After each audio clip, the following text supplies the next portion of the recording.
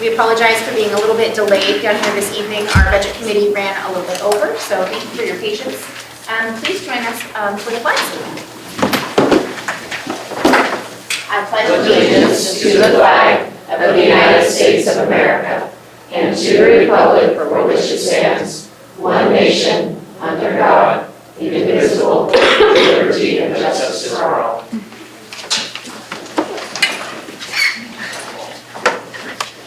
Thank you. Okay, the first thing on our itinerary this evening is to approve our agenda, so I'm looking for a motion to approve the agenda. I want to make a request.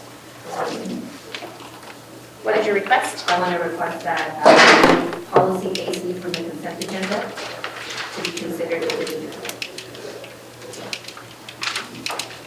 So that is under number 8, consent agenda, F1A, policy AC, to be considered separately. So we will remove that from the consent agenda, and we will consider that separately. That does not need to be a motion or does require a second. Thank you. Second. It does require. It does not. It does not. But again, much appreciated. Thank you. All right, so then I am looking for a motion to approve the agenda as amended. I move we approve the agenda as amended. Second. It has been moved by Kim and seconded by Jackie to approve the agenda as amended. Is there any discussion? Okay, then we are going to approve the agenda as amended. If you would like to approve the agenda, please say aye. Aye. If not, please say no. The ayes have it, and the agenda is approved. Thank you. Moving right along, we are at audience time. Do we have any request to speak cards?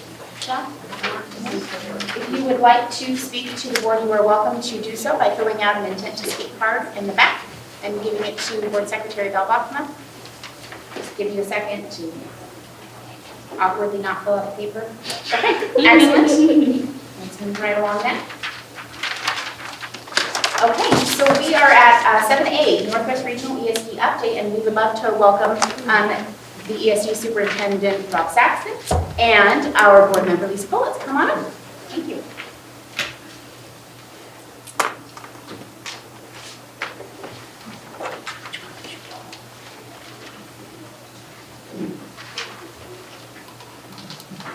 Good evening. Thank you for having us over tonight, and this is Rob Saxton. I asked him to come tonight just because it's more technical, and if you have any questions, he'll help us. We're right now at the end of our strategic plan time, so we are looking to refresh it, and so we thought we'd just share what it was and our process that we went to work on a refresh. So this is our mission.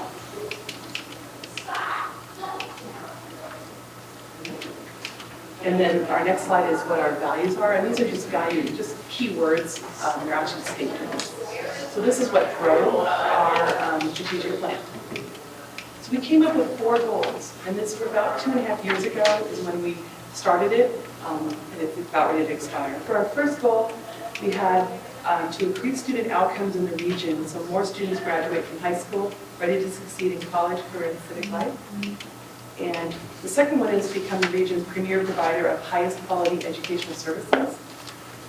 Increase educational equity across the region, and our last one is be an employer where staff of all backgrounds thrive. So those are our 4 main goals, and then there were objectives below this one.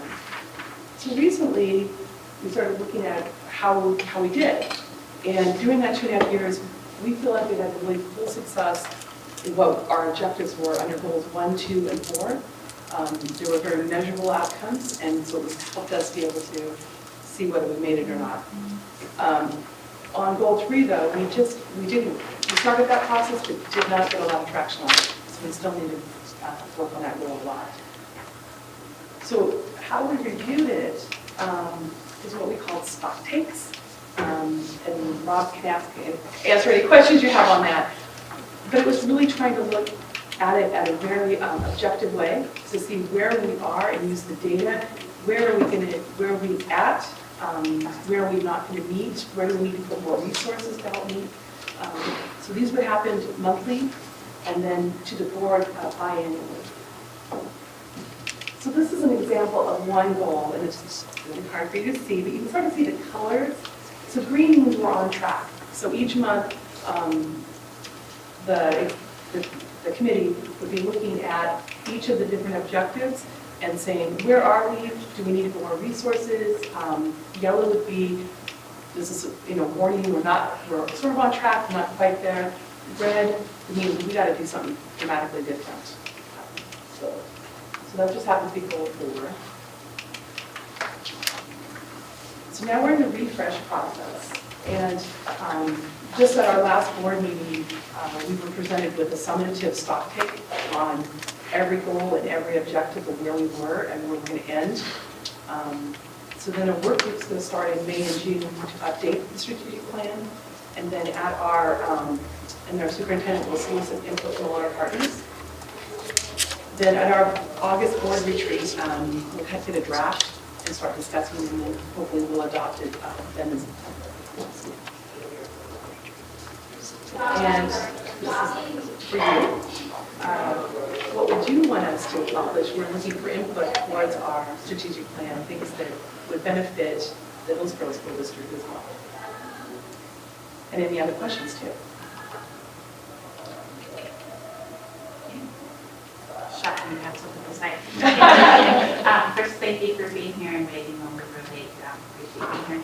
I think thinking regionally about CTE, I know you're already on that path, but I think a lot of the work that's happened over the last 2 or 3 years, when our district has more actively participated in CSD, has been all the right work, whether it's working on grant work, thinking, as a region, CTE development, early life development. I think anytime we can leverage all our resources together, and we will have amazing staff supporting you right now. More of that. Yes, that's good. We just recently became a CTE STEM hub for Columbia and Florida. So the other 3 counties, which have less, their districts have less resources for CTE. So it also helps us overall as a STEM hub. Erica? I was just wanting to know what your plans are in this refresh to address that everyone that wasn't really met. And so what are the initiatives you're trying to? On goal 3, yeah. Thank you for the question. So yeah, goal 3, I think in goal 3, there were all kinds of different activities that we had set out in the makeable ones, and we met virtually every objective on goal 3 except for diversification of our staff. And so we have a goal where we would compare the makeup of students across our region, and our goal was to close the gap between educators who work with ESD and the students across the region by 25% within 2 years. And we weren't able to accomplish that, or we didn't accomplish it, is what I should say. And so there are a number of different things that we've been doing within our HR department. This year, as we approached our discussion around equity learning for our administrators, the entirety of the work that we did was about diversification of our workforce and our hiring practices. So we really found that A, we didn't attract candidates of color to the level that we want to, and B, when we did attract them, we didn't hire them through as regularly as we would expect. And so we wanted to look at that and think about it. I think it's been, it was a really valuable experience for our administrators to get professional development about that over the course of the year. And a lot of times we do equity work, and for some people, it's a little bit theoretical. Some of the work is, this is not at all, because we're looking at exactly what we do, how we go about it, what we need to change in order to do a better job of attracting candidates of color and making sure that our hiring process works so that we get the right folks to work within the agency. And so it became very real, so we've modified lots of our hiring practices. We've been involved in thinking about or working with Hillsboro, Mike, and some of the other districts to try to diversify the educator workforce in our region largely. So how do we make sure that we're working so that kids who are currently in school can see themselves as educators, and we can diversify the workforce across the board so that there are candidates for us to hire down the road. That's a long lead, obviously, but it still is a right piece of the work. So those are some of the things that we have underway right now. Our HR department is in, I'm trying to think where they are right now. I think they're in Southern California right now at the job fair, working on that, and working on trying to see if we can find more diverse candidates that we can hire. So we're out trying to make that happen. Sorry, one more, if I didn't forget. I think we've gotten better at recruiting our own students to become educators. What can we do as your partners to recruit more of our students to be speech paths and OT and PT and all those specialties that you have that we often want to take advantage of, utilize those services? Yeah, that's one of our biggest challenges. It's interesting, as we talked to our administrators this year, a lot of the times as we were saying, we need to get to where we can be. Sometimes they say, well, I can't think of the last time that I had an occupational therapist that was a person of color who, even was available to apply for a job. And so that can be really hard. What I would say is, we have 7 of those across the entire agency. Let's not use our biggest challenge. Let's talk about some of the other potential jobs that we have so that we can be looking at that. But you're absolutely right, some of the specialists, it's very difficult. So I do think that if we can work with a region, Western Oregon has been a really great partner to the Hillsboro School District, and they've come forward to talk with all the districts in Washington County and the ESD about, what kind of a pipeline could we generate. I really believe that if we can get kids, while they're still in high school, credits and CTE type experiences that are education based, some students could take advantage of the Oregon Promise to keep costs down, especially in their first 2 years if they attend community college. And then there are scholarship kinds of opportunities for junior and senior year. But when you get into OT, PT, and those kinds of just SLPs, those kinds of jobs, there's typically additional schooling that's required. I think if we can keep the costs down in freshman, sophomore, junior, and senior year, which is entirely possible, that we could begin to see more come through, so that would be part of the work. The Confederation of Oregon School Administrators this year, in anticipation of the 2019 legislative session, has chosen 3 areas of focus where they're really saying this is important for us as a state and we need to get some money from the legislature to support in these 3 areas. And one of those 3 areas is diversifying Oregon's workforce. And Mike's on that committee, I'm also on that committee. And so we've been working on that. We'll be proposing some legislation in the 2019 session to try to make that happen. And for me, the part of that is we need the resources to make sure that kids can get their junior and senior years specifically without a lot of out-of-pocket expense and see themselves as educators and create the partnerships so that some credits can be earned while they're still in high school, the junior college costs are covered, and there's some additional costs covered. And that kids get experiences while they're still in high school moving forward that give them a glimpse of how rewarding it is to be an educator so that we can move some specialists through. It's a long way to answer, but it's a hard problem. Thank you. Martin? So, being kind of new on the board and not really being that familiar with the ESD role, I asked around. I said, well, how is the Northwest ESD doing? And the answer I got was, you're doing great.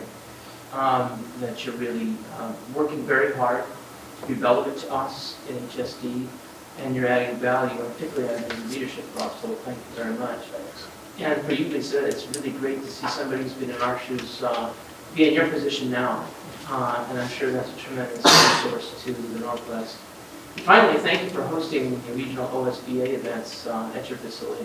Those are huge, really useful events for me, and you all hosting it and adding, in the mix there, I really appreciate it. Thank you. Thank you. I really appreciate the kind words.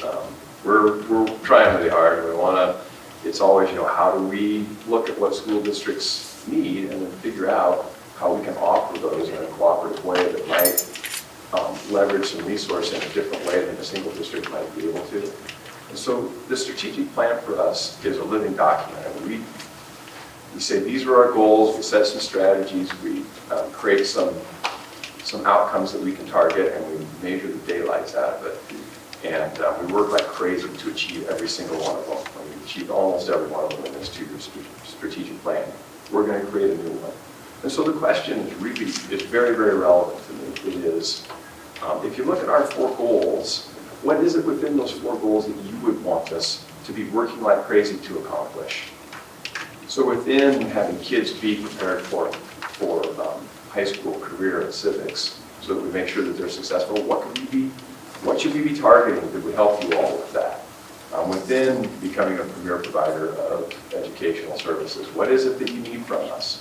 And what specifically, what activities would you have us do, and how would you have us measure those activities? So Lisa and I both put our emails up there if you have some thoughts about those things. We'd love to get that input from you and go to work on trying to set those up so that we can be really pulling for the Hillsboro School District. Mike wants to. Yeah, just while we've got Lisa and Rob both up there, just for our newer board members, just a little history with the Hillsboro School District and the ESC. A few years back, we actually pulled out of the ESC because we didn't feel like we were getting the value that we needed for the dollars that were being left on the table. And some events happened, we had some conversations. The board was very deliberate about reaching out to those of us that pulled out and having a conversation with us. What would it take to get you back? What are you looking for in the next superintendent? And engaged in these really thorough conversations. Rob ended up coming on board, and with the board that they currently have and with Rob's leadership, there's just been a huge turnaround with our relationship with the ESC. They're all about customer service, and the efforts that they engage in are directly aligned with the same efforts that we would like to see accomplished, whether it be a work around early learning or increasing the number of dual credits that are available to kids and making sure that they're meeting the credits, or whether they do CTE work and helping us attain grants, or whether it's whatever it is, they're all about customer service, and we just have appreciated that. So thank you for your efforts and for being great. And the last thing, I'll just tell 2 more things that do a really good job of hiring. So they have some super smart people working for them. Thank God. And yeah, that's pretty good tonight. But 3 years average.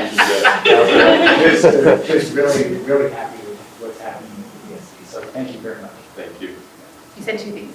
Well, the other one that I was going to mention, diversifying the workforce, and they've actually made a pledge not to poach our people, which is a great way to diversify the workforce, is to keep the region intact. So, appreciate it. Yep. Thanks. Thank you both so much for We are at 7B, the financial report with Michelle. Michelle, we have your report here in our packet. Did you have any highlights you want to share with us, or just big No, questions? the first page is just kind of a narrative about what's going on in the business office, and as part of our continuing cell work to support principals as instructional leaders. It's always kind of an interesting little exercise and update in there. We're still undergoing some transitions in our office. I'm happy to answer any questions you have about the financial report and the cash flows. I would like to invite Leah McCarthy, our risk manager, to come up and answer any questions you may have about a new format that we have for student incident reports. You can find that on page 11, I think. Yes. Martin, is it okay if I have you hold until she? Yeah. Should I turn it off? No, he's not. Okay. I would like to give you a little bit of history about student incidents. There's some new board members, so a little bit of history. We went from a paper reporting system to an online Safe Schools reporting system. So when that happened, it takes a while to get people to stop using paper and move on to the online reporting system. And then 3 years ago, there was the development of the safety and emergency manager position, Michelle Brady, and more attention was given to training staff on reporting incidents. Staff have been told to report every head bump so we can better document those incidents that could result in a concussion. It's very difficult to tell with a head bump if it turns into a concussion. But also you could have a second grader say, I bumped my head on my friend's arm at recess. And it's not really, but we have them report everything. So we've been continually training staff to report to report every head bump and get all of those incident reports reported in. In the beginning of the 2016-17 school year, training was ongoing. Training became real time as incidents came in, and we saw incidents that were, needed a little bit more attention or maybe helping somebody to better report. There was training right away on that. We added athletic trainers to adding reports, so we would capture athletic incidents that happened. And at the beginning of this school year, we had a newer version of Safe Schools, and we rolled out training for the new system with a video tutorial and instructions on when to report. New this year is every staff member, that was mandatory training for every staff member in the district. So all of those things could lead up to some, upticks in reporting, and it's really more a matter of compliance with the reporting. The new report I have for you here, I know some of you noticed last month that there was an increase in incidents from December to January, 177 incidents to 324 incidents. There were actually 10 school days in December and 21 in January. So I went ahead and added an additional column to show the average incidents per school day. This number reflects all incidents across the district. So for December, we had an average of 16.1 incidents across the district.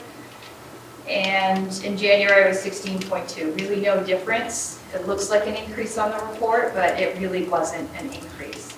The 16 incidents per day works out to less than half an incident per school day. Considering we have over 20,000 students, and we have upwards of 253 PD classes and 36 team sports practices or games daily, I think a half an incident per school is pretty decent record. And that's on the high end, that's using the 16.1. So this new column gives a more accurate assessment for comparison going forward. And I added another new column regarding serious injuries with 911 transport. Here's instances where student accidents resulted in a 911 call and a transport. For example, in February, we had 10 total 911 calls. Of those 10 total, 4 of them were misdials. We had 2 misdials just today. 3 of them were for medical reasons, pre-existing asthma, seizure type things. 2 of those pre-medical ones were transported, 1 was not. We had another student injury, but no transport. First aid was given and the student wasn't transported. And then we had 2 for student injuries with transport. So going forward, I'll include both of those columns.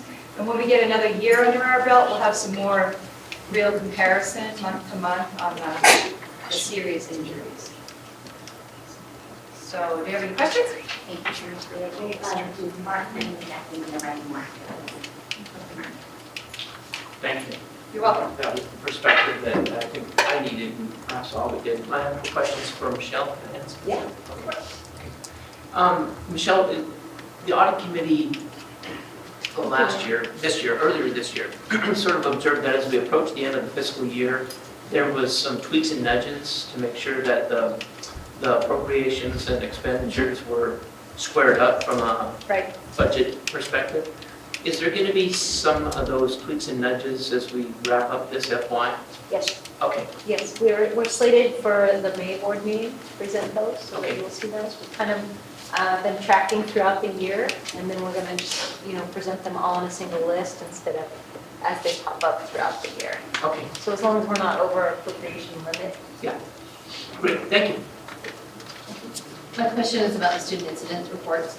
Is this, and you kind of answered my question a little bit, this is not just during the school day, this is any school-sponsored activity or sport or event that is a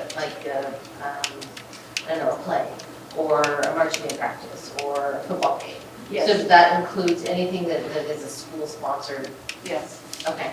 And I really appreciate the average incidents per day. That puts it in a whole different perspective. Good. So thank you very much. You're welcome. I just want to echo, I think that that's exactly what we needed to understand the numbers there, so thank you very much. Great job. Okay, all right, policies for first reading. We're first going to be looking at policies JFCG, JFCH, and GBK, KGC with Casey. And Casey, we do have the notes in our packet, but if you have any highlights for us, we're here to listen. Any other additions? Just the main focus of this is the change in the law about tobacco products and age for distribution and sale. Any questions about this for Casey? I don't see any. Thank you. And then we will go to JHCD and all the various letters that come after JHCD with the lane. Do you have any highlights for us or just for questions? Not really any highlights. JC asked a couple questions over here, so do you want to ask the questions? Yeah. So then we can go ahead and see what we can address. Yeah, that's fine. Okay. Okay. Sorry. The button. So on page 24 of the packets, it's the first page of JHCD. The third paragraph, those two statements, this is current first aid and CPR cards are strongly encouraged with designated personnel, and the next sentence says they're required for designated personnel. So that was just confusing to me. And I think that you clarified that it should be required. Yeah, our proposal, after you brought that up, I think that our proposal we were kind of talking about is just to strike that first sentence. Okay. And then I had one for the next, which was page 20, well, it's page 27 through 35 is the really long policy. And it's mostly, like, I have 7F is one of the examples. Sorry. Where it says,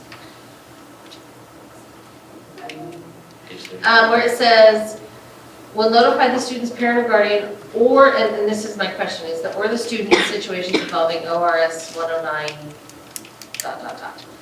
It says that there, but in 8B, it says, it has different wording, and in 9A, it has slightly different wording as well, but it all kind of means the same thing, so I just would ask that it be consistent, that's all. Well, Thanks, Jackie. I think we can do that. I think, it's in there a lot of places, so yeah, if we go through each one right now, it might take a while, but we can go through and make sure that it's aligned there. So we've kind of highlighted the areas that you were mentioning, so I think that's fine. And then actually, as we were doing that, we just caught a typo on under B there with just the OAR reference says 106 there, and it should be 109. yeah, that was the next one, I hadn't caught that one. Yeah, so, Yeah. so thank you. Okay, thank you. That's it. Thank you. Okay, we move on to GBH, JECAC with Dale. Dale, do you have any highlights for us, or? No, this is just to accommodate the new law around parent plans, and a question came in advance, and so last week, with the assistance of Kathy Wilson, who trains all the office staff in our district, she helped me outline some guidelines for how we approach parents who might have questions. So, in a nutshell, we lean on any legal paperwork that we have to guide us in terms of parents' rights or parental plan, in terms of who has say or custody, those sorts of things, and we seek legal advice as necessary. Questions for Dale? We'll head to EEA with Casey. Again, we've got it in our packet. You're welcome to tell us some highlights if you would like to. You want to highlight our wonderful executive director of transportation, Carol Hatfield, in the audience. Thank you. Gets applause for just showing up. I'm just that good. A lot of it was just cleanup and to get it more into alignment with some law changes in the last bill. And the only comment I had was for Martin. I think I answered his questions earlier. Jackie? I just have one question. I read this. This is miles from school be determined by the transportation supervisor in accordance with OAR, ... What is that? I mean, what is the in accordance with, what's that? How do you do that? What the law has us do is it's, and this is confusing for a lot of people because people a lot of times will assume it means from, your front door to the school's front door. Right. And it doesn't. It means from basically the in front of your property to the most accessible, whether it's walk path, driveway, whatever, onto the school property. So it may be, some of our schools have walk paths that come in onto the field, but it's where a student would access the school property.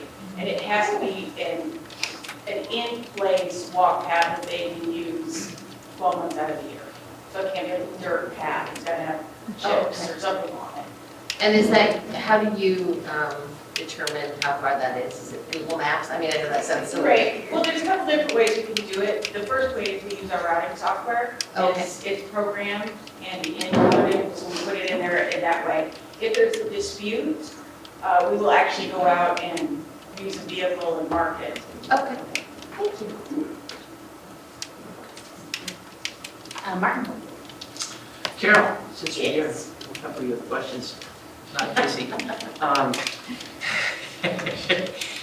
There was kind of a wonky little provision here, and I asked Casey, but I'll ask you maybe a follow-up. There's a part there that says, children, students attending any private or parochial or public charter school under the compulsory school attendance laws will, blah, blah, blah.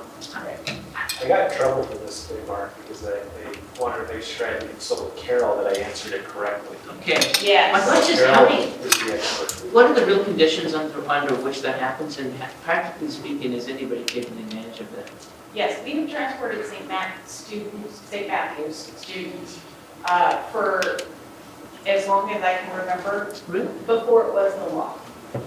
There was an agreement between Hillsboro decades ago, probably. Wow. But basically what the law says is that because the homeowner's tax dollars go to the school district, they can access certain services under certain conditions. One of those is transportation. And basically it says that as long as there's, like an existing stop on an existing route, they can access it just as any other student would. In most cases, like for St. Matt's, they only use afternoon transportation. We don't bring them in the morning. And it is set up just as we would any other shuttle for any other student. They will get on, they ride to the middle school, they transfer over onto a bus that would go into their home neighborhood, and the kids get off the regular bus stop. And it's the same with Charter View, we do a couple of kids and various other schools over the years. The biggest one that we provide for is St. Matt's. Do pay fee for service? Do they use us for athletic field transport and that kind of stuff too? Team transport? They don't use for team transport for St. Matthew's and City View Charter. They do use this for trips. And they go through the same process as any other of our schools. And they pay a fee just as any of our other district schools would. Oh, thank you, Karen. Thank you. Okay, we are at item 8 in our agenda, which is to approve the consent agenda.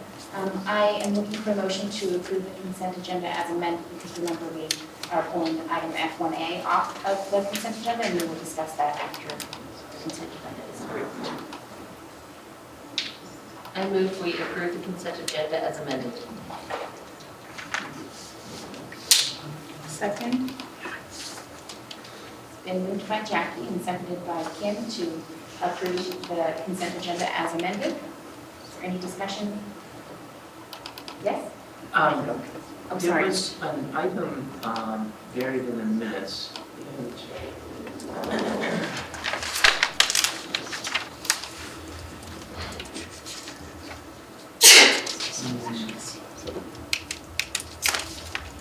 It was an idea, it was a suggestion, and I can't remember what it was, and I'm gonna waste too much time pulling it up. But when there's little gems that are just sort of in the minutes, and then we just kind of move on, and is there any mechanism to go back and sort of cull them out and say, this is a thing we want to track? Because they kind of just get lost in the process of consent agenda approval, where we're just kind of say, yeah, that's what we said, and then just move on over time. Well, I guess it depends on what exactly you mean. You're welcome anytime during discussion to highlight some things that is in the consent agenda or pull like the minutes off if necessary. I don't know what. So I'm not sure exactly what you're asking, but after every board meeting, Val and I meet and we put together our to-do list based on the comments that we heard, and every now and then we miss something. And we have to do a phone call later or something like that, but for the most part, we are able to pull back up what our to-do list is following the meeting. So if we miss something, just let us know. No, it's actually in the minutes, and it sort of looks like it should be an action item that we track, and I apologize that I didn't actually put my finger on it, but it's actually, if you go through the minutes of our March 13 meeting, Okay. when you read through it, it kind of looks like it's something that we should track, but The action items or what? it's just in the minutes of the meeting, It's also something that you can always, you can talk with Mike about and see what they will bring up in the session time, and we can get it. And if you find it later and want to talk about the session time, do that, so you know what we're on. Yeah, perfect. Okay, so it has been moved by Jackie and seconded by Kim to approve the consent agenda as amended. If you would like to approve the consent agenda, please say aye. Aye. If not, please say no. Consent agenda is passed. And then, Connor, did you want to talk us through F1A and why we're not? Yes, I Yes, would love to. okay. And I'll try to do it with limited talking. So back in February, when we brought the first reading of policy AC discrimination forward, you guys wanted some follow-up to take place, and we did that. And then Erica brought forward a question that we presented to OSBA around including protection from discrimination against individuals based on their citizenship or immigration status, referencing the Immigration and Nationality Act from 1952, which organizes a variety of immigration laws that are in effect in our country. I've also provided some handouts for you to reference and use as we're kind of going through these pieces. And so OSBA's response at that time was that because immigration status is not a protected class, they were not recommending that we add immigration status to our policy. And so we then thought, because of what Erica brought forward and because of the community we serve, we thought today we would reach out again to OSBA and add a statement that we could put in the footnote that would state something to the effect, after the first line at the top, the district prohibits discrimination and harassment on any basis protected by law, including but not limited to. So in the footnote there, we would add the line at the bottom that says, the district will also abide by the parameters of the Immigration and Nationality Act. And we received a response from OSBA this afternoon, and their recommendation is that because this non-discrimination policy is based on non-discrimination and protected classes under specific state and federal law, this policy is classified as required policy, which means that everything in the policy is legally required to be in the policy, and the Immigration and Nationality Act is not legally required to be a part of this policy. And so they're not recommending that we add this language, and that because our board members have taken an oath to uphold state and federal laws, they already are agreeing to uphold, you're agreeing to uphold that Immigration and Nationality Act. But I wanted to bring forward this discussion because it was something that Erica brought forward, and we had multiple layers of conversation, and so I wanted to kind of share the timeline in there and then open it up for you guys to have discussion around that. Go ahead, Jackie. Can you clarify what you just said about, it's not, since we've taken an oath to uphold the law, we have to uphold the immigration and nationality law, but we don't have to put it in policy? Is that, okay, I just want to make sure I got that right. Yes. Okay. It's tied to my same question, which is, it's a good segue. We cite laws all the time in policy, so that's interesting. Yes. That's not really a question, I guess, but we do it all the time, so saying that we wouldn't already are agreeing to, that we should just never do it, I guess, if that's the argument, which I don't think I agree with. Well, I think OSBA's focus is very based on legal, like they're looking at it from that legal lens. But I know that our board is also looking at things through an equity lens as well. And so kind of trying to braid the legal and the equity lens. And I think that's why You know, when Erica brought this up, we had multiple layers of kind of looking at it and bringing it back to OSBA and trying to see if there was a way that we could take language. And that's why today Val and I, you know, created just a short statement to put in there so that we could address that equity lens around this. Mark? Yeah, did the OSBA representatives mention any reason why we call out specifically in this one paragraph, Americans with Disabilities Act, rehabilitation, why we call out these other acts specifically and why they would oppose us mentioning another one? I think it's just, it goes back to those legal components around the federal and state laws and just adding Right, a but language Lisa's- that's a protection for a citizen based on those different But categories. to Lisa's point, we mention laws and policies all the time. Correct. So these are the required protected classes, is what our understanding was, that legally need to be referenced. And so, so that's why they've drawn the line right there. Now, their recommendation doesn't mean we can't do it. Sure. And there's a variety of different ways that we could accomplish it. We could either put it directly in policy, we could put an asterisk and at the bottom say that this is included within the phrase. But there's a couple different ways that we can and accomplish that if that's our desire. We just wanted to bring it to your attention and not just put it in here without a discussion. Sure. Did they suggest we might be in legal jeopardy if we include that statement? No, I did not receive. It doesn't feel like that. They're pretty black and white when it comes to their legal opinion on things, and we oftentimes fall in a little grayer area. So they oftentimes advise, you know, we wouldn't put this in, we wouldn't put that in, but there's communities that it's more applicable to that may think different. And maybe it's just me reading the language and whatever, but it seems somewhat condescending for them to say, we took an oath to uphold the law. You're covered, you're good. You don't need to, it feels condescending to me, and I think that that's inappropriate. Kim? I'm wondering if it would be better in its own policy, because it is one of those federal acts that also contradicts itself. We as a public education institution are required to accept all students, and we can't ask them whether or not they're documented. At the same time, the federal government has a lot of laws about whether or not you are or are not documented, and where you can and cannot reside, and those two things conflict. But I think a lot of board members believe that we want to protect our students, and so perhaps a separate policy that just calls attention to that. Leave the non-discrimination protected by that law and those rules and regulations. That could we create our own second policy that says our value of protecting students who may be dreamers regardless of their, undocumented students, whether or not they are. This also includes staff as part of this too, that could be a part of that. Public. As the team who writes our policies or helps us write our policies, would your recommendation be to separate them or keep them together? Great question. And maybe you could also, since we're not going to take action tonight, could we also find out what any of our neighbors have done?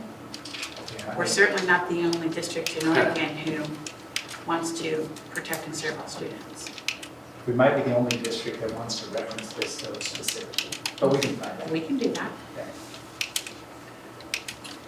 We did draft some language for you in the third page of your packet that adds that piece. Yeah. Mark wanted to say that.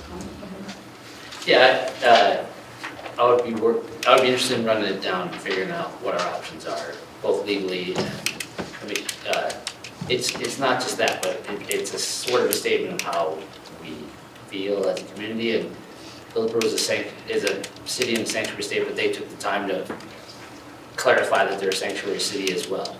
They didn't need to. It's already all the city councilors were bound by oath to uphold Oregon law, but they took the time to do it anyway. So it sort of feels like we're in a similar situation with this. It certainly fits within our values. Yes. There's no doubt about that. I think the only issue to get maybe further clarification on is there some legal reason not to do it? Yeah, that's my only. And so let us, we were working on this afternoon, and so Yeah. give us a little Right. a time to chase this down a little bit, but it definitely fits within our value set. As you're aware, we're going to be bringing an equity policy to the board next month. So it aligns with what we're thinking, it's just a matter of where's the right place to put it, and are there any drawbacks to doing it? Is there legal counsel outside of OSBA that we would normally use as our own legal advice that, like, should something go wrong if we weren't covered by the law, whoever that would be who would represent us, would it be the OSBA PACE or would it be one of somebody else that we have?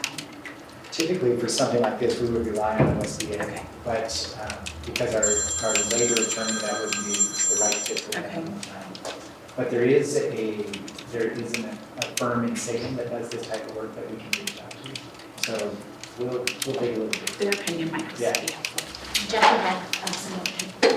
Okay, so then do we need to, I have a paper with some possible motions. Do we need to, do the postponing of approval or do we, yes, okay.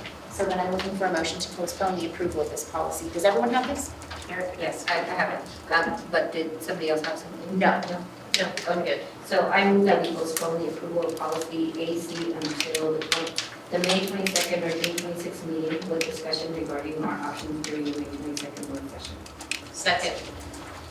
Okay, so it has been moved by Erica and seconded by Jackie to postpone the approval of this policy AC until the May 22nd or June 22nd meeting with discussion regarding our options during the May 22nd work session. Is there any discussion about that motion? Okay, if you would like to postpone the approval of policy AC until the May 22nd or June 26th meeting with discussion regarding our options during the May 22nd work session, like Erica moved and Jackie seconded, please say aye. Aye. If you would not, please say no. Okay, the ayes have it, so we will discuss that policy AC and our options further at a later date. Thank you. Thank you. We'll move on to the action items in our agenda, starting with Beth and our inter-district transfers. Thank you. So in front of you, each of you have a list of schools where we would propose offering a certain number of slots available for students wishing to transfer from out of district to our district in the next school year. And basically, we have proposed opening up to 30 slots for incoming students, with up to 4 of those being for district-wide kindergarten slots.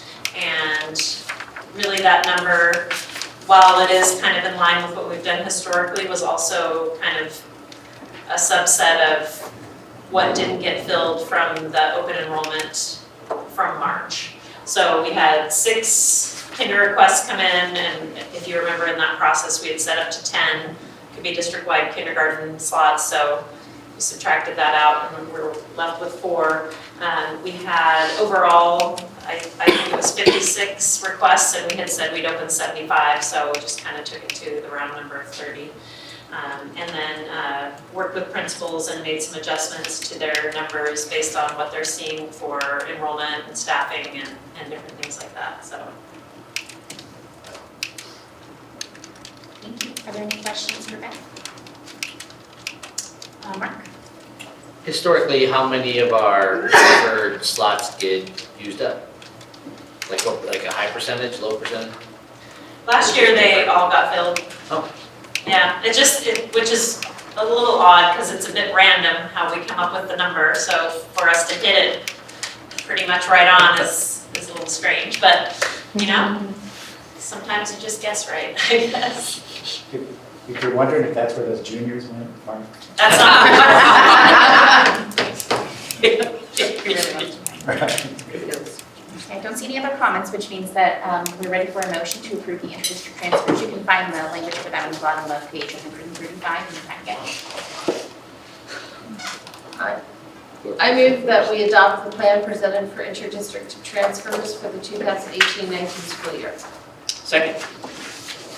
It's been moved by Jackie and seconded by Martin that we approve or adopt the plan presented for inter-district transfers for the 2018-19 school year.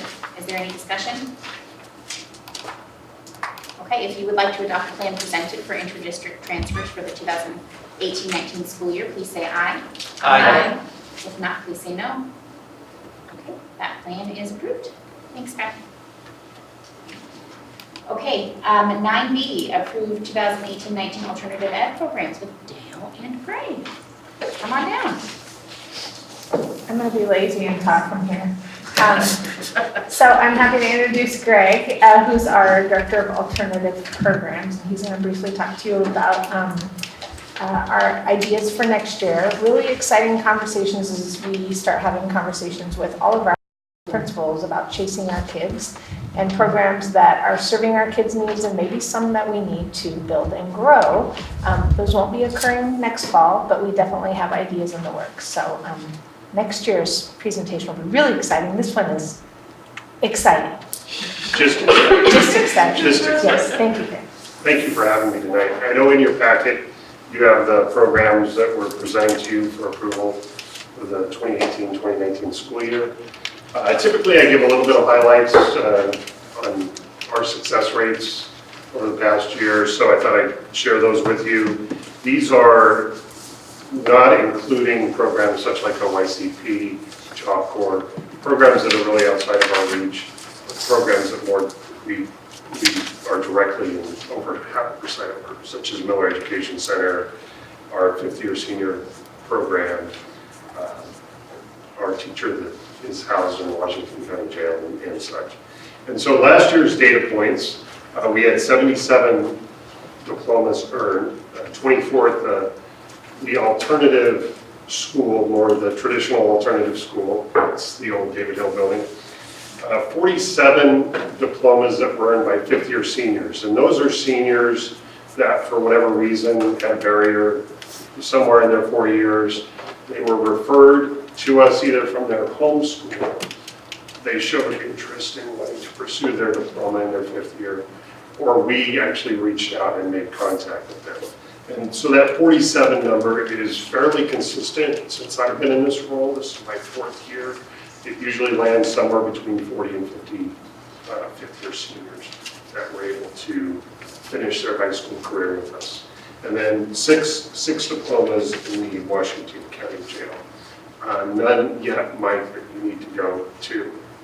That's okay. I haven't forgotten. Yeah.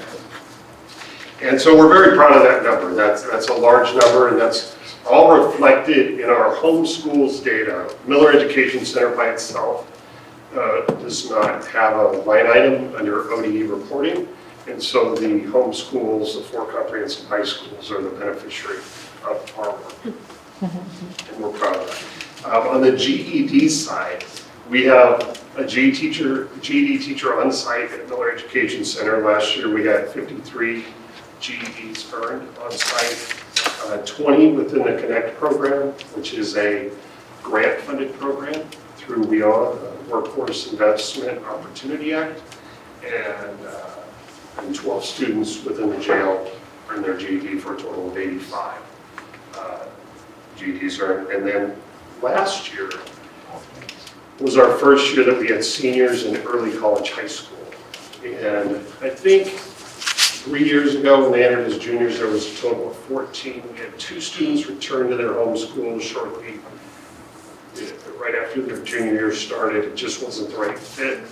We had 12 seniors last year, 11 of them graduated on time, and 1 student is finishing up 1 credit, actually an HOA this year. And so she'll wrap up her diploma as a 5th year back. Are there any questions regarding the alternative option programs that are presented? Any questions for me in general? Martin and Eric. Greg, are these numbers actually in our packet? I see the explanation. They're not. Okay. I had some time this morning to collect those numbers. If you'd like them, I can give them to you. I would like them, maybe if we could, if we could get them emailed to us, that'd be fantastic, because those are really unique. I feel like I'm on Jeopardy or something. So The category is. I would just like to commend the district's efforts, and I know I personally had some conversations with Dale and one of the high school principals, and they were fantastic. Reaching out to a child who was likely on a path to not graduate and did an intervention, so this is amazing stuff.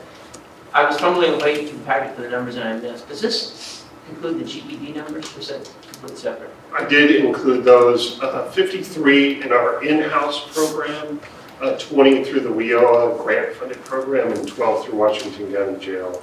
And those are the ones that we directly touch. We do have a contract with BCC and a program called Yes to College. I didn't have those numbers for you tonight. And I apologize if it's in here and I missed it. Is there an HOA piece to this? I don't have data pertaining to HOA. That is on the ODE site, and so it's, But they it's don't, typically I don't bring it because it is state reported. do you ever get students that present to you for all the reasons that they come to you and then you wind up plugging them in HOA sort of as a fifth year type scenario?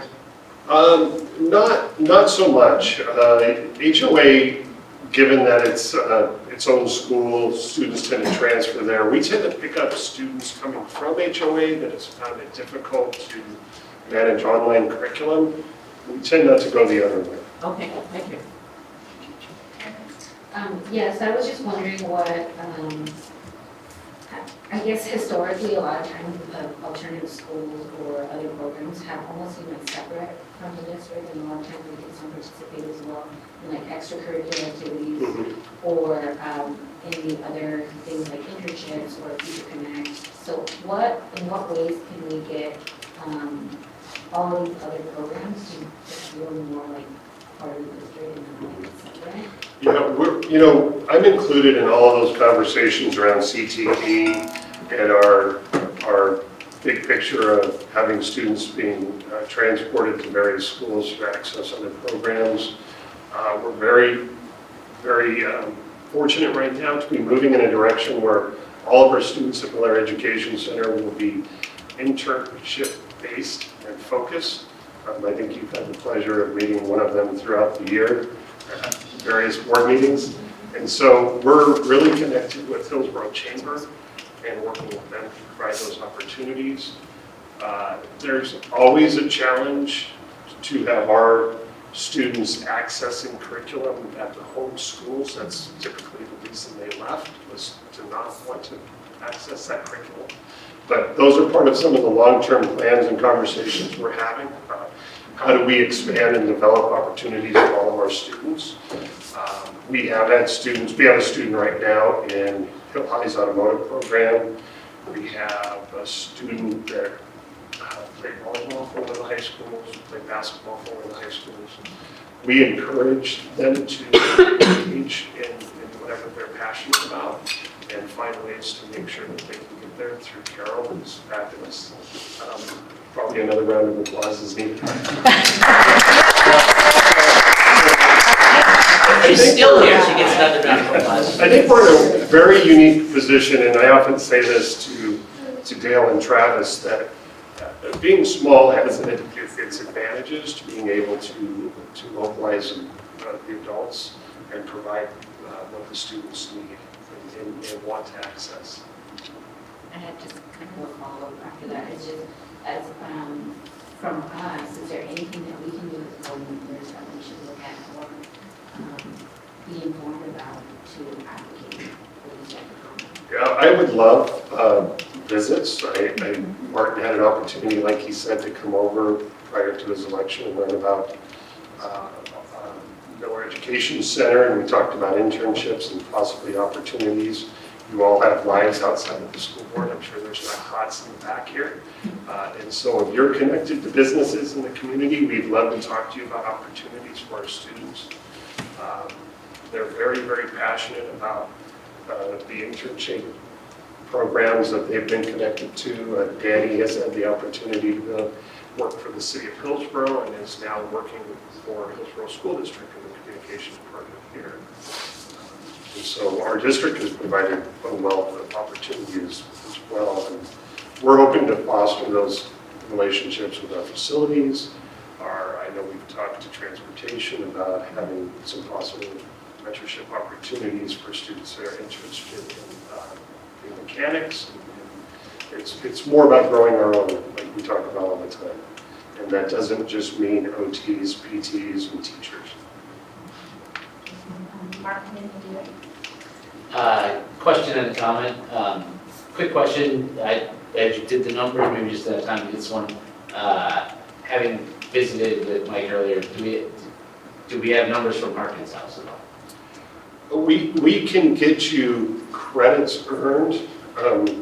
Because that is a short-term facility, there are typically not diplomas. We did have a student earn a diploma this year, but those typically aren't programs that students earn diplomas. They typically return to their home school of instruction. But we do track and we do report to the state every year credits earned, so we can certainly do that. And then just my comment, thanks for hosting the session Mike and I had with your students and to the other board members. It's a lot like what we've seen in AVID classes where the students talk about sense of community and family being there for them in school. And to your question, Martin, a lot of the kids, their stories were, I tried HOA and there's nobody there to back me up, nobody there to help. I needed that sense of community and it was heartwarming. Just like every student knew every other student by name, like to a person by name in the room and in the hallway outside. And so they really do have a strong sense of community, so good job.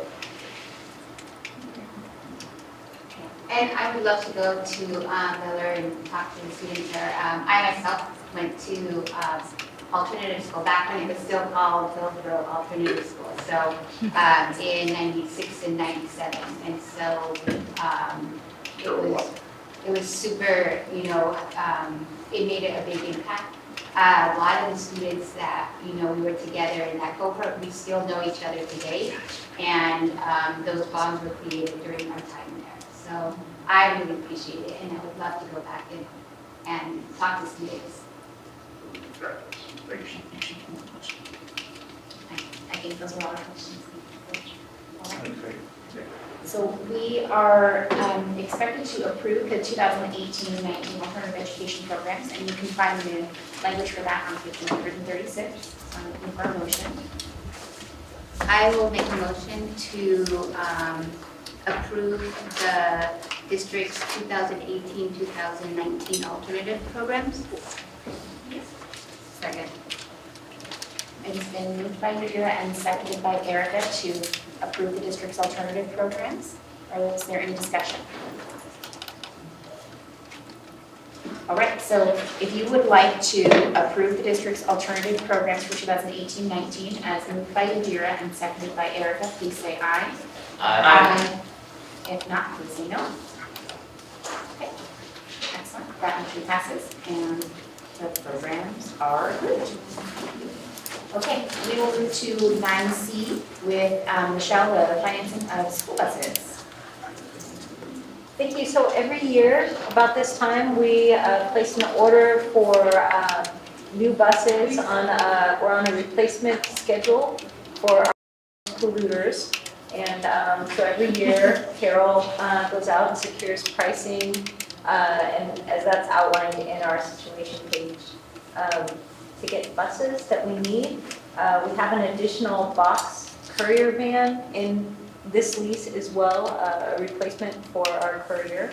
And it will be, that portion of the lease will be charged separately than to the transportation fund. So that's just a clarification around that. The bus folks need this approval early in the year in order to start building out our buses so that we can receive them hopefully before school starts. So this lease agreement, it's not effective until July 1st, but we need to start it early. So I'm happy to answer any questions about the financing piece, and Carol can speak to our replacement schedule for buses, I think. Excellent. I think Mark and Erica. Got to get it done, understand. Are we doing anything and how cost prohibitive it is to consider alternative fuel options as part of our fleet? We are in the process of adding more propane. I believe for this order of 10 will be propane, and we've been steadily increased, especially in the smaller buses that we use for special needs. It is proving very beneficial, not only for us as an alternate fuel, but also for student comfort. So 4 of the 10 are propane? Okay. 4 of these 10 are going to be propane. Thank you. So my question was just in regards to our, how do we arrive to purchase a specific type of model or the services? And I'm more interested in seeing if we had done like a total cost analysis of owning a particular brand versus something else, because I'm known from some other resources that Blue Board tends to be expensive, but they also have some maintenance costs are expensive. So I just wanted to know if there's additional information that we can look at or how do you determine it? We were required to go out for bid and on the West Coast, there's typically just 3 vendors. Bluebird is more expensive sometimes in upfront cost of purchase, but when we look at overall expense, as far as maintenance and repair, as well as warranty and aftermarket service, they have been the most efficient and the most cost effective. So when we average that we're going to keep a bus for 20 years, you know, we're always looking at getting the most bang for our buck, but long term, it means it's stewards of taxpayer dollars. And that's really, it's the after purchase is where those savings really come in. And that we watch very closely because it can get very expensive. Thank you. Carol, I'm just going to ask you to remind us the cycle for rotating out the buses that are considered gross polluters. What is the timeline on that? Anything with an engine before, from 2007, and depending on how you want to talk about it, older, are what they consider gross polluters. They have a different kind of emissions. So we have to, under state and federal ordinance, get rid of those gross polluters by 2025. So what we're doing is we're on track right now. We have it spread out that if we have to eliminate 10 and buy 10 to replace them. So right now, we're not growing our fleet because we're concentrating on that, and until we get the new transportation satellite fleets, we don't really have any place to park them. This year, we did get quite a bit of refund money or rebate money through various emissions programs, or I totally blank what it's called.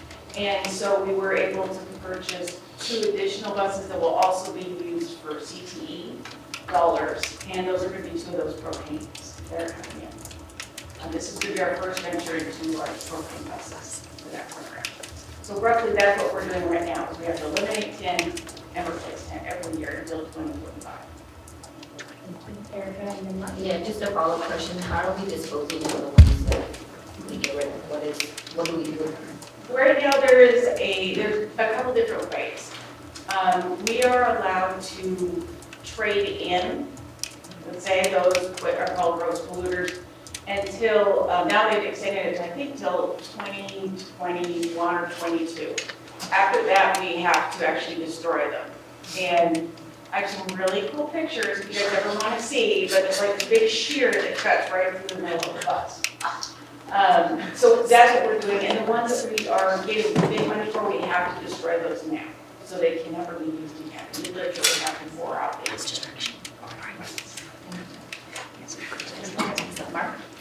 This feels capitally, I'm guessing it's not a bond expenditure, but so is this general fund?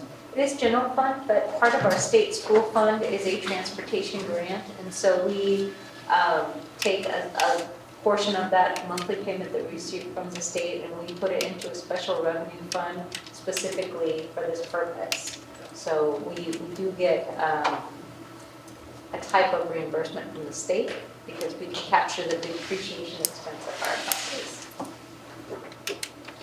There'll be more transportation fund tomorrow at the board field trip. For those that are attending.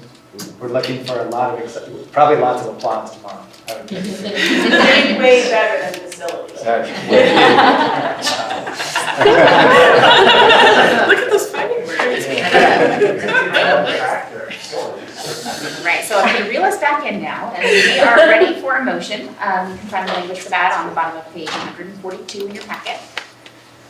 I move that we approve the financing of 11 vehicles on a 5-year lease with an annual payment of $244 $244,068, and adopt a resolution for reimbursement as required by U.S. Bank Government Leasing. Second. It has been moved by Kim and seconded by Jackie that we approve the financing of 11 vehicles on a 5-year lease with an annual payment of $244,068 and adopt a resolution for reimbursement as required by U.S. Bank Government Leasing. Is there any discussion?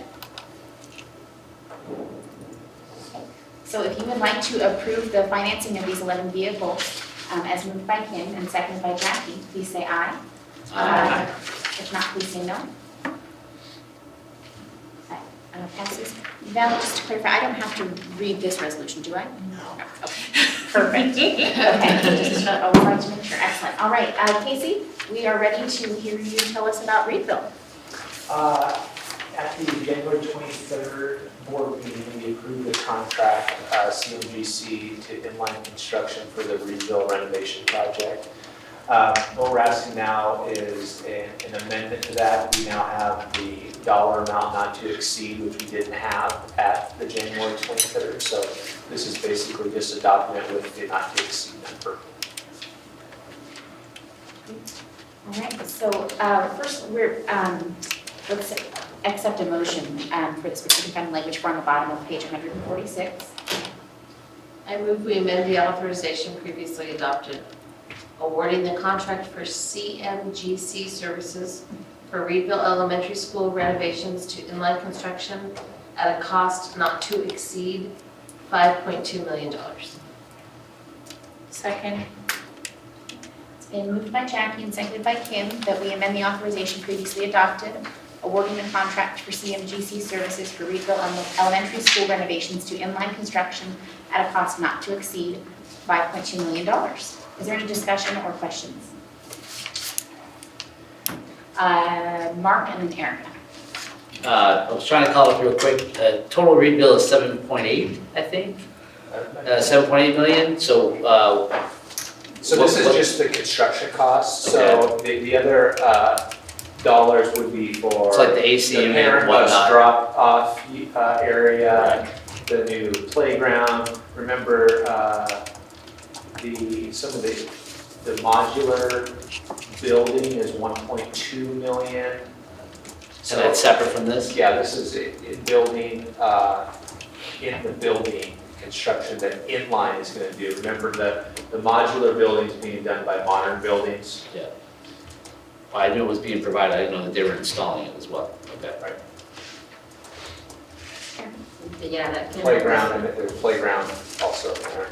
Yeah, that's kind of my follow-up question was just, is this in, no pun intended, in line with what our budget was for this particular? This is a challenging project based on the timeline of the scope of work. So we are tracking in line with the budget currently. I didn't see any more questions. So, Mark. What does that mean? We're over? No, Like just so channel? we're on track. We haven't started the project yet. We're Okay. working on numbers. So this is for the inline part of the Yeah. rebuild project.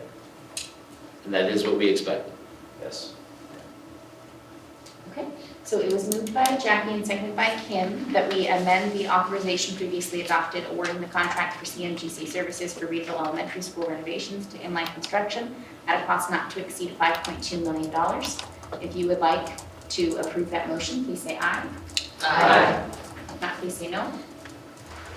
Okay, that motion carries. Thank you, Casey, and now you can tell us about Glenthorne Hill High. Okay, similar situation here. During the March 13th board meeting, we awarded the site work contracts to Bernhard Golf for Hill High field track and lights, and also the Glencoe turf and lights project. This has the dollar amounts broken down by each project, and we ask that you amend the award to Bernhard Golf with the not to exceed cost for site work contracting services. So just a clarifying question for you. with two different pieces of language, I think, in our packet and on the agenda. Which do you guys want us to say? One's for Glencoe, one's for Hill High. Yeah, there's two different. Oh, is it, things. I'm looking is at one on one first page and one on the is other? for- yeah. No, Page 147. yeah. 148. Oh, I see, okay, now I'm with 152. you. Okay, so we're doing, this is two separate motions then? Is that Yeah. what we're looking for? Yeah, Okay. for two separate. I'm with you guys now, Two okay. separate contracts. Oh, I Different see. projects. Okay, I was looking at the one page. I'm on the Same other. contract for two separate projects. Okay, Got it. so then let's do the first motion for Glencoe, which is on page 147.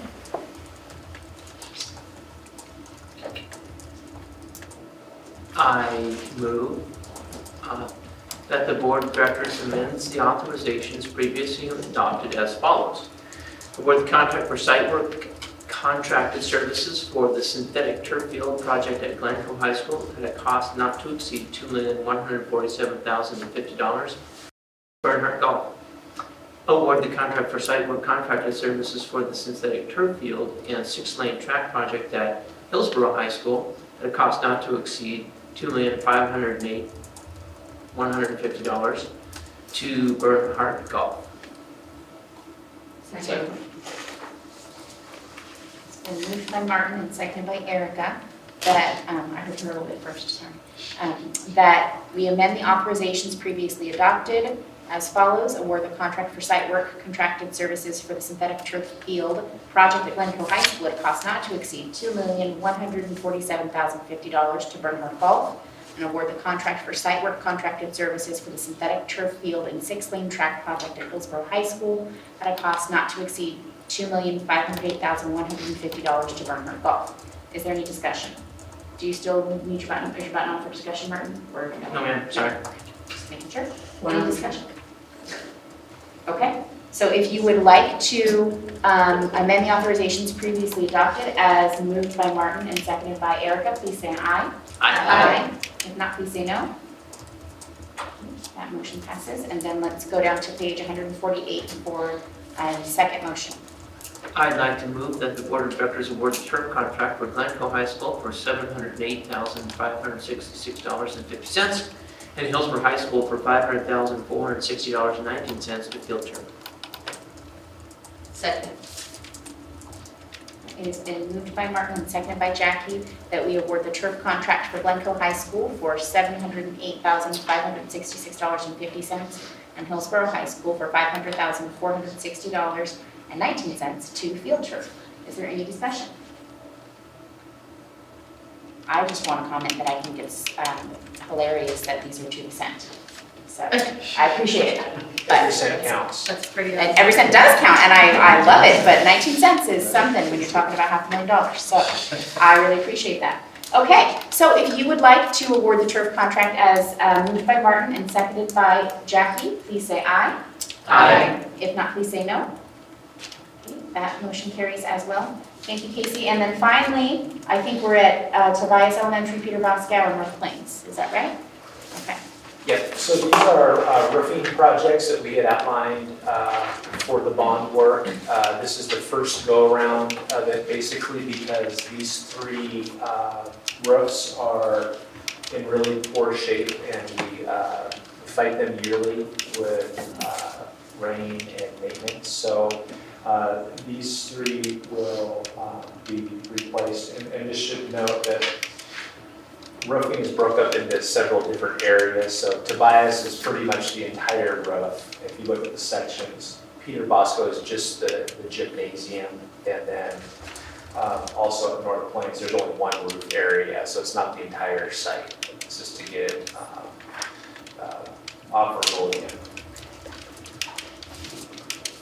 I move that we award the contract for roofing projects as described in the board meeting packet as follows. Award contract for roof areas 2 through 15 at Tobias Elementary School to Anderson Roofing in the amount of $842,174. Award the contract for roof areas 1 through 8 at the Peter Bosco Gymnasium to Anderson Roofing in the amount of $243,688. And award the contract for roof area 1 at North Plains Elementary School to Griffith Roofing in the amount of $186,712. Second. So So it's been moved by Mark and seconded by Martin that we award the contracts for the roofing projects described in the packet as follows. Award contract for roof areas 2 through 5 at Tobias Elementary School to Anderson Roofing in the amount of $842,174. Award contract for roof areas 1 through 8 at the Peter Bosco Gymnasium to Anderson Roofing in the amount of $243,688. Award contract for roof area 1 at North Plains Elementary School to Griffith Roofing in the amount of $186,712. Is there any discussion? Okay, if you would like to award the contracts for the roofing projects at Tobias, Peter Bosco, and North Plains Elementary School as moved by Mark and seconded by Martin, please say aye. Aye. If not, please say no. That motion also carries. Thanks, Casey, very much. Okay, we are at item 10 of our agenda, so I'd love to welcome down HEA and HCU. Come and join us. Thank you for your patience as we catch up on our agenda. We're ahead. Well, really, I'm not at all.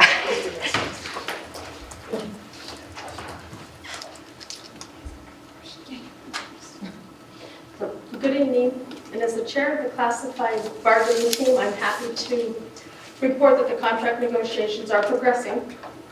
The two teams are working on fixing language and finding areas where we can agree on, but our members are eager to have us to start talking about the financial proposals. The members are bringing to my attention that the wages in Hillsboro lags behind wages in other districts, and that means that we rarely are the first pick for job searchers, and it shows. We are often unable to build a pool of qualified external applicants to fill a position. So hopefully we can work that out in bargaining and get the wages increased. But one oddity at HSD is that hiring managers will often overlook the most senior internal applicants when asked. Employees are told that a more qualified applicant got the job, even when the applicant has little relevant work experience. This is not only insulting to a current employee, but is a violation of the seniority language in our contract. The problem is that our district uses subjective scoring system where the person with the most points gets the job. When one question can have widely different scores based on the bias of the interviewer, where one can discriminate against a protected class without anyone being able to prove it. We have staff who apply for other jobs knowing that they will never get it, and not because of the lack of experience, not because of the poor performance, and not because they are bad employees, but because the hiring manager may not like them, or they might have somebody else in mind for the job, a temp or somebody that's already in the job. It's terrible for staff morale and causes us to lose good staff to other districts. HCU is ready to talk about improving our hiring practices, and we hope to have the opportunity to collaborate and work together at some point. Until then, folks will keep applying and hope that they can get the jobs that they want. Thank you.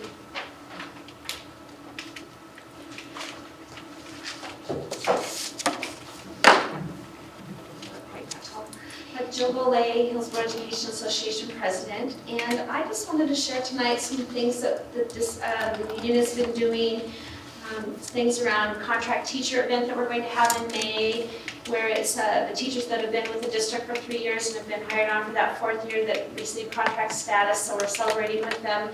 In May, we're getting ready to also have our retirement dinner at Pumpkin Ridge on June 1st. So always a wonderful opportunity to celebrate the folks that are retiring. And many of us look at them independently and wish that we too are doing the same, but not quite there yet. This week I've had the opportunity to make some site visits. I went with an association partner, California Casualty, Sherry Hamasek, and we've taken lunch to Groner yesterday, Patterson today. Tomorrow we'll be heading out to South Meadows and then Hill High on Thursday. And it's nice to get into the class, or get into the classrooms, get into the buildings and network with fellow educators and check in with administrators and things, and so I'm looking forward to continuing to do that. Also going to participate, the association is going to participate in Proud to be HSD on May 12th. We'll be peddling our books and also sharing the 5K, hoping we can get folks to join, supporting the Butternut students and the 5K run that we're going to have in May. And also reminding members that, believe it or not, we have the opportunity to vote again. And with the Washington County, I believe we can drop ballots tomorrow, so just a little plug to remember to get out there and vote. And every opportunity is always important. And then finally, I just have members just asking, it's this busy time of year, there's a lot going on, and believe it or not, we only have 2 months left of school, and the teachers will find out this week job placement for next year as far as assignments. Some have requested different moves and placements throughout the district, and we should find out this week what that looks like, and so some anxious educators will check in with me, as well as they're looking at their programs. Music folks reach out to me asking about their music program and wanted me to advocate for them regarding the music program for band and choir for 6th grade, and shared with me that often 6th grade or middle school, the kids have to make a choice between AVID or some of those programs like music or choir, and also shared that the mariachi band, that they actually are turning some kids away because they just don't have enough resources to add an additional band. And so, always wanting to advocate for those programs that we know that make such a difference for kids, that extracurricular piece. So just, wanting to always keep an eye on all of those sources, and appreciate everything you do for us and for asking all the important questions, and thank you for all your hard work. Thank you. Superintendent's time. All right, thank you. First of all, this is the first budget that Michelle has shepherded through, so I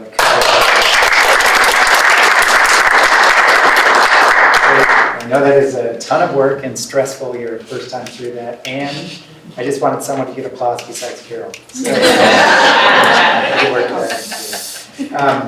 The other thing I wanted to mention is that I did give to the board members this handout.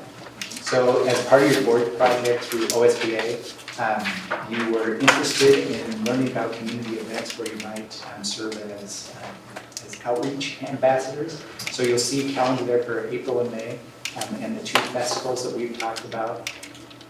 In the school events boxes down below, my question to you is, these are events that you might be interested in attending. My question is, do you want these as something you sign up for, or is it just an awareness thing? Sign up. Discussion? I would think if we were gonna do it, it'd be sign up for it. Yeah. Just so we know who's going where? Yeah. Okay. Are we pretty much welcome at all of these events? You're welcome at all of these events. Well, it's easy for you to say, but does the PTO at WL Henry feel that way or whatever, or we're just picking one? Olga, how you feel? Olga put this list together. We have communicated with everyone. Okay. There's one of every one of them. Would it be easier for staff if instead of us creating a list and distributing it, if we just took the time, if there was one we wanted to go to, if we made sure that we reached out to that organization just to give them a heads up we're coming? I'd rather have the onus on us to inform somebody than to create another thing that staff is tracking for us. So Kathy's put together a table that she can just put out to you, and we can just share that, but totally up to you. Could we do it as maybe a Google Doc, so that it's important that the board have coverage, and that we not miss WL Henry and hit everything else on the spreadsheet. It'd be nice to. It is in a Google Doc, so we will share that with you. I just wanted to with the sign up, so I can know if Kim's got it or Erica's got it, or maybe it's in blank, and I'll rearrange my schedule and make sure somebody's there. Correct. We'll make sure that that's possible. Okay. The other thing is just adding like Kim said, if we're gonna reach out to them, there's a column for contact, so that we know who. If we sign up, will Kathy do that, or would we do it directly? That's what Kim was saying, that she said that we should do it directly. Right? Yeah, I would. I'm not as worried about a parent club as much as, like, if it's a principal coffee, giving a principal heads up when you're going to show up at their event is helpful, whether it's a coffee or a school visit, so. But I normally just send an email and write in that. Yeah, so who we contact, like Erica said. That's the only thing I would add. Okay. Thank you. I really appreciate this, by the way, just seeing like everything that's happening and where we could plug in, because at different times, like Martin said, we might be able to rearrange something and just knowing, hey, something's going on tonight. Olga did most of this, so thank you. Great. We should. All done.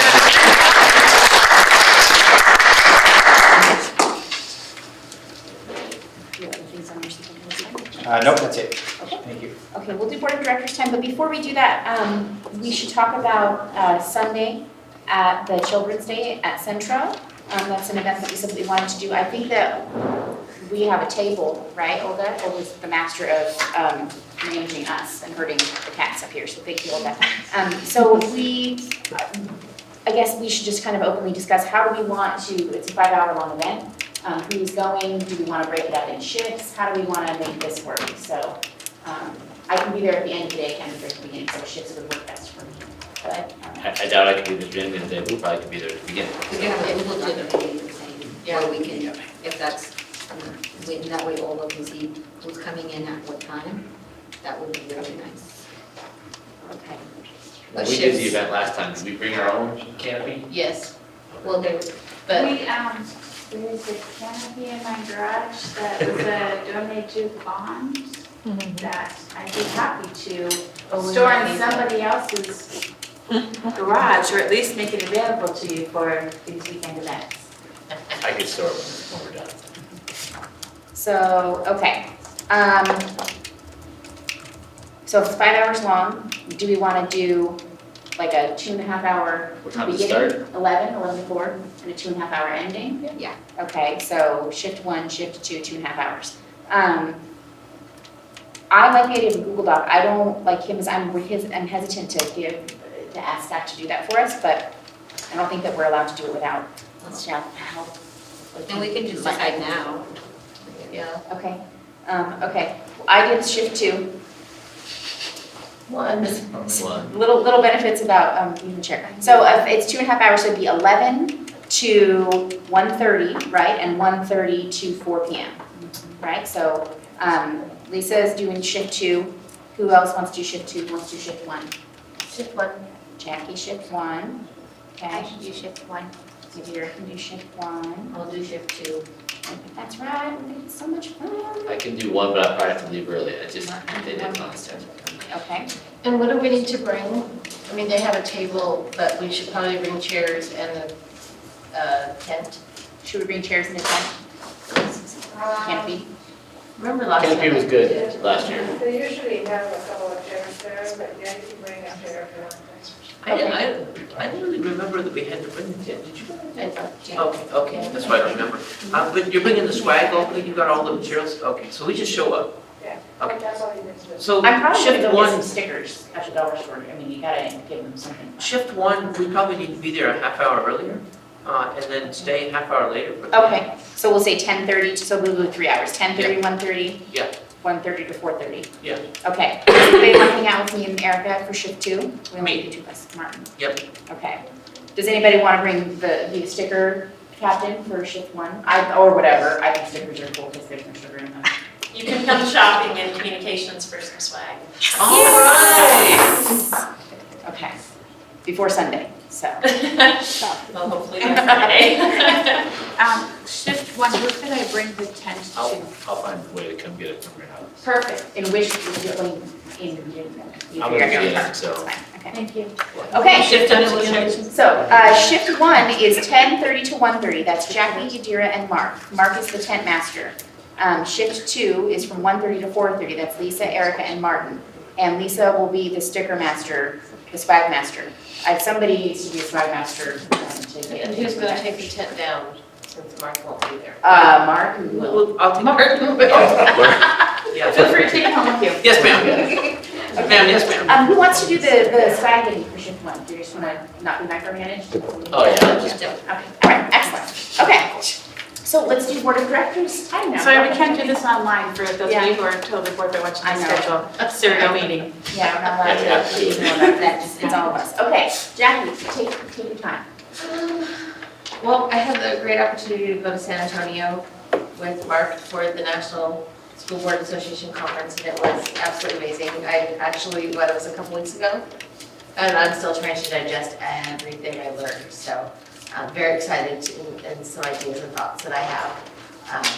and to put those into practice. I had a conversation with Mike about one of them today, so I'm really excited about that. Martin? Crystal Apple, wow. Still stoked, that was just wonderful. Yeah, very uplifting and so much fun, and I really thoroughly enjoyed that. And it was a celebration, really, everybody got nominated. And a particular enjoyable moment for those who were selected. Yeah, really, really fun. So thank you to our partners at the Chamber. And they really put on an awesome event. So I did find out what I was talking about earlier. It's on page 46, which is in the consent agenda. Board members expressed, let's see.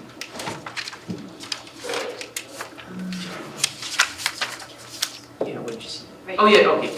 A suggestion was made that the board conduct joint meetings with the councils of cities within the district boundaries. So subsequent to that, I was actually here last night for Hillsboro Schools Foundation, and I partnered up with Michael Brown, and he was talking to me about a big partnership with the HSD, Dawn in particular, on the fiber ring. And when there's some synergies where the city's helping us and we're helping the city.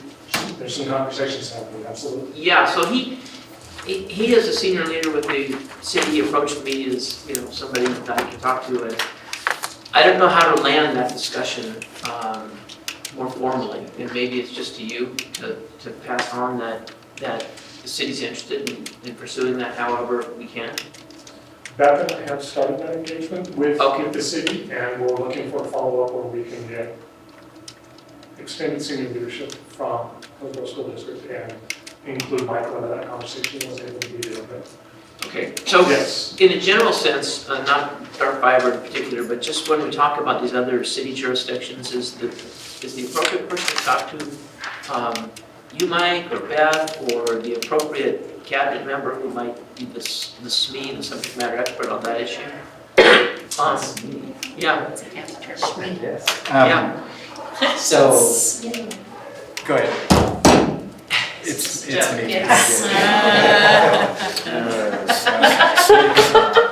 So I thought it was tired. Just took me a minute. So we have meetings with the city of Hillsboro all the time around a variety of different topics. Are you talking about a joint city council board meeting?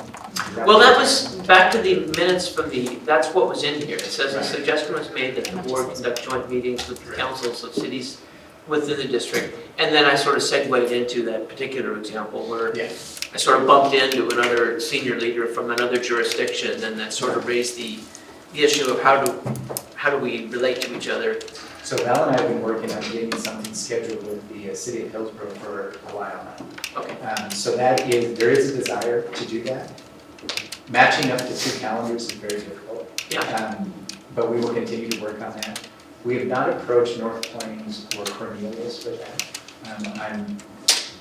I don't know when they meet, I don't know what nights their meetings are. We meet with those jurisdictions as needed, just based on whatever topic, whether it's around construction or bond or whatever. I mean, we do meet with those folks, but we've never scheduled anything with their council. Maybe we could do it in a simpler way of just, suggest kind of like this, where we send 2 or 3 of us just to, we tell them we're going to be in the audience, and we just avail of ourselves, and maybe there's a particular 2 or 3 things we want to talk to them about, but it could be done less formally and maybe more frequently, where we just show up and participate. I know between my election and my actual formal joining the board, I went and sat in on the Cornelius and North Plains board meetings, and they kind of liked seeing me there. Didn't bring a whole lot other than just showed up, and I was very warmly received, so I think there's a lot to be said for just, on some level showing up. You could also maybe schedule them into a future board meeting as well, and just have them say, what do you want to share with what's happening in your community? Yeah. We could work on that. So my last thing, Madam Chair, is that I really like this. This was a byproduct of our board project, and it was focused on diversity. but it has a byproduct of getting us into the Cornelius community in a very wonderful way. There is another big annual festival in the North Plains annual calendar, and that's the Garlic Festival. And it would really be cool, I think, if we as HSD had a booth and set up and participated corporately in their annual civic event and showed the flag, and maybe there was an outreach dynamic to that as well. It's in August. I think it's like 9, 10, 11 August. Thank you, ma'am. A few things. First, I really appreciated Martin's comment about just meeting with other leadership, because sometimes we don't know what's going on, what they're doing, and there's something to be said about just buying power when multiple agencies are acquiring the same things. We might get a bit better deal. So especially with the health stuff. And the other thing, again, the Crystal Apple was really great to participate and to see how many nominations even were submitted, which is really awesome to just recognize everybody that got nominated. Because I looked over the application and it takes a lot, and you have to talk a lot about that person. So there's a lot of effort that goes into that, just even nominating. I also attended the Dreamers Gala at PCC, and it was amazing, and there was not a dry eye, and they had an amazing video presented there, and I'm going to ask and see if we can get it and maybe share it with you all, because it was so powerful, and I want to make sure that all of you have access to that. And then just yesterday, delivering pizzas, I think that might be my calling. Eating pizzas, that's my calling. That was really fun. Thank you, Lisa, for letting me drive my car today. That's it. It is your call, you really, if I would have had it, we would have had a whole different outcome. Mark? I just want to make it clear that my applause for Carol was not for her showing up. It was from sitting next to her and seeing her exemplary work on the collective bargaining agreement with our classified staff.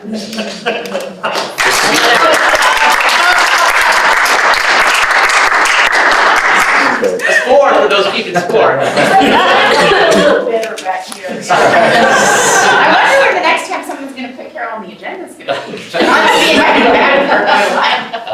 Just to second what everybody said, Crystal Apple Awards and HSF, just tremendous to walk. I got to walk around with Pizza as well, and it was great to connect with all those kids.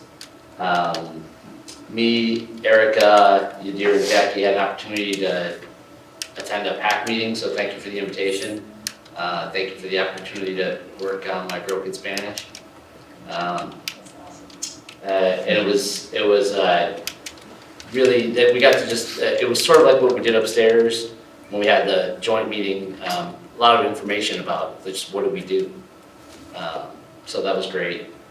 And yeah, Jackie, again, at some point I guess we need to debrief on San Antonio, but Probably our next work session is just a work session.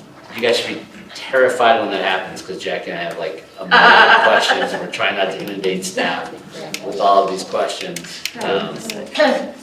So it's always, you know, even in the private sector, when you go to something and come back all excited, and it's hard to remember, you were the only one there, not everybody was there. Not everybody feels the exact same way you did, but so it'd be great when we start getting into that, and expect a lot of equity-based questions, I suppose, about disaggregating data to look for trends. So, and my apologies, I will probably miss the next work session. I'm trying to figure out a way to call in, but I don't think it's going to be possible, but if I can, I will, otherwise I apologize, but I'll probably miss the next session.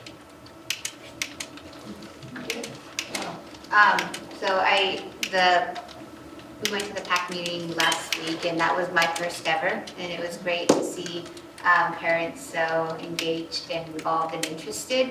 And I had an opportunity to meet with Michelle. She kind of gave me a little budget one-on-one, so that was really nice, and I got to ask her questions, so I really appreciate that. And tomorrow I'll be delivering pizzas, so I'm looking forward to that. Is that on the table, one-on-ones about budget with Michelle? Is that a thing we can do? So everyone keeps referencing the pizza. I haven't done the pizza yet, but for those of you in the audience, it's Answer Your Phone Week. They're delivering pizza to high school students who are helping raise funds for the Hillsboro Schools Foundation.